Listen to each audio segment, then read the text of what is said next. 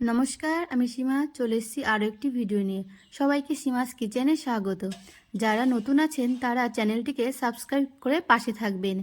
আজকে আপনাদেরকে দেখাবো কিভাবে বাড়িতে সহজে কেক বানাবেন। দেখুন, আমি প্রথমে দুধটাকে জাল করে নিয়েছি। এবার দেখুন সব ধরনের উপকরণগুলোকে নিয়ে নিয়েছি।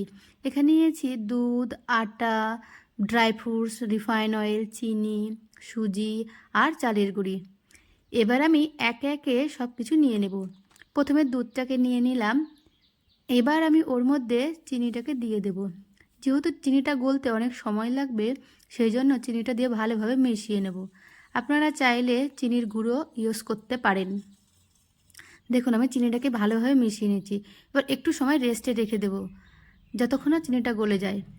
এবার আমি ওর মধ্যে রিফাইন অয়েল অ্যাড করে দিলাম। এবার সেটাকেও ভালোভাবে মিশিয়ে নেব। আপনারা ব্লেন্ডারের সাহায্যে ভালোভাবে মিশিয়ে নিতেও পারেন। দেখুন, আমি ধীরে ধীরে সুন্দরভাবে এটাকে মিশিয়ে নিচ্ছি। এবার আমি ওর মধ্যে দিয়ে দেবো আটা। একটা চালনির সাহায্যে আটাটাকে চেলে দেব, যাতে কোনো রকম নোংরা না থাকে। দেখুন, আমি চালনির সাহায্যে আটাটাকে দিয়ে দিলাম। এবার এটাকে ভালোভাবে মিশিয়ে নেব। এবার আমি ওর মধ্যে দিয়ে দেব চালের গুঁড়ি। দেখুন, চালের গুঁড়িটাকেও দিয়ে দিলাম। বেশি পরিমাণ মতো ঠিকঠাক করে দেবেন, যতটা আটা দেবেন তার ডবল দেবেন চালের গুঁড়ি। দেখুন, আমি চালের গুঁড়িটাকে দিয়ে ভালোভাবে মিশিয়ে নিচ্ছি। আমি এতে কোনো ডিম কিন্তু অ্যাড করব না, একদম সম্পূর্ণ নিরামিষ বানাবো। দেখুন, এবার আমি ওর মধ্যে দিয়ে দিলাম সুজি। এবার সুজিটাকেও দেখুন ভালোভাবে মিশিয়ে নিয়েছি। এবার আমার যে দেখুন ব্যাটারটা একটু ঘন হয়েছিল, ওর মধ্যে আমি এবার দুধ অ্যাড করেছি। দেখুন, দুধ অ্যাড করে থিকনেসটা এরকম হয়েছে। এবার ওর মধ্যে আমি সামান্য দিয়ে দিচ্ছি নুন। নুনটা দিলে একটু স্বাদটা বেড়ে যায়। এবার দিয়ে দিলাম ওর মধ্যে কিছু ড্রাই ফ্রুটস। ড্রাই ফ্রুটসগুলো দিয়ে ভালোভাবে মিশিয়ে নেব। দেখুন, আমি ড্রাই ফ্রুটস দিয়ে ভালোভাবে মিশিয়ে নিয়েছি। ব্যাটারটাকে কিন্তু সুন্দরভাবে মেশাবেন, না হলে কিন্তু পারফেক্ট কেক হবে না। দেখুন, আমি অনেকক্ষণ ধরে মিশিয়ে নিয়েছি। এবার স্বাদ বাড়ানোর জন্য দিয়ে দিচ্ছি গুঁড়ো দুধ। দেখুন, গুঁড়ো দুধটাকে দিয়েও ভালোভাবে মিশিয়ে নিলাম। এবার সামান্য পরিমাণ দিচ্ছি বেকিং সোডা। বেকিং সোডাটা দিলে একদম কেকটা ভালোভাবে ফুলে যাবে। দেখুন, সামান্য একটু বেকিং সোডা দিয়েছি, দিয়ে ভালোভাবে মিশিয়ে নিয়েছি। আপনারা যত ভালোভাবে মেশাতে পারবেন তত কেকটা পারফেক্ট হবে। দেখুন, আমার এবার রেডি হয়ে গেছে ব্যাটারটা। এবার আমি ব্যাটারটা আধ ঘন্টার জন্য রেস্টে রেখে দেব। দেখুন, আধা ঘন্টার জন্য রেস্টে রেখে দিয়েছি। আর এদিকে দেখুন, আমি কড়াইতে লবণ গরম করে নিয়েছি। আপনারা বালিও ইউজ করতে পারেন। আমার কাছে যেহেতু বালি ছিল না, তো সেই জন্য আমি এটাকে লবণ ইউজ করেছি।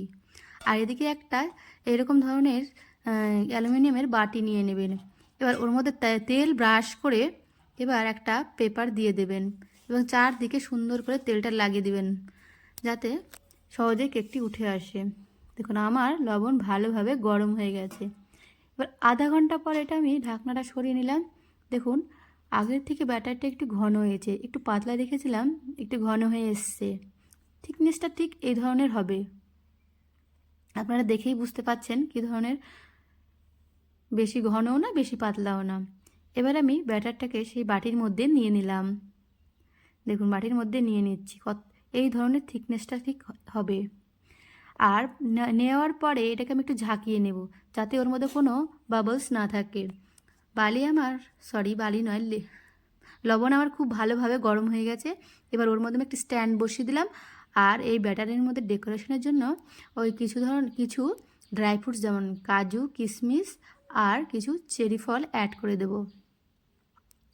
দেখতে সুন্দর লাগবে। দেখুন কত সুন্দর লাগছে দেখতে, আর খেতেও সুস্বাদু হবে। আপনারা এইভাবে ট্রাই করতে পারেন। দেখুন, আমার একদম পুরোপুরি রেডি হয়ে গেছে। এবার আমি এটাকে বেক করার জন্য বসিয়ে দেব। মোটামুটি ঘড়ি ধরে 40 থেকে 45 মিনিট হাই ফ্লেমে বেক করলেই হয়ে যাবে। দেখুন, আমি এটা চাপিয়ে দিলাম। এবার একটা ঢাকনা দিয়ে ঢেকে দিয়েছি। ওই 45 মিনিট হাই ফ্লেমে বেক করার পর ফিরে আসলাম। ঢাকনা সরিয়ে দেখলাম একটু নরম আছে, তো আবার ঢাকনা দিয়ে দিয়েছিলাম, সেটা আপনাদের দেখাতে পারিনি। ঢাকনা খুলে এবার আমি দেখে দিচ্ছি আপনাদের কতটা সুন্দর হয়েছে। একটা কাঠির সাহায্যে দেখে নিলাম ভেতরে আছে কি না। দেখুন, বেকটা একদম পারফেক্ট বেক হয়েছে। এবার আমি নামিয়ে নিয়েছি আর পেপারটা ছিঁড়ে দিয়েছি।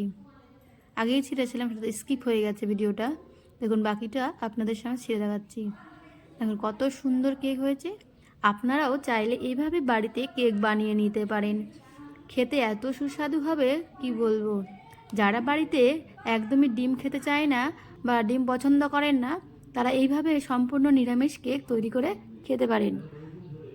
যেহেতু আমাদের বাড়িতে কেউ ডিম পছন্দ করে না, তো সেই কারণেই আমি এই সম্পূর্ণ ডিম ছাড়া কেক তৈরি করেছিলাম বড়দিনে। টাটা। আমার পেজে সবাইকে স্বাগত। পেজটাকে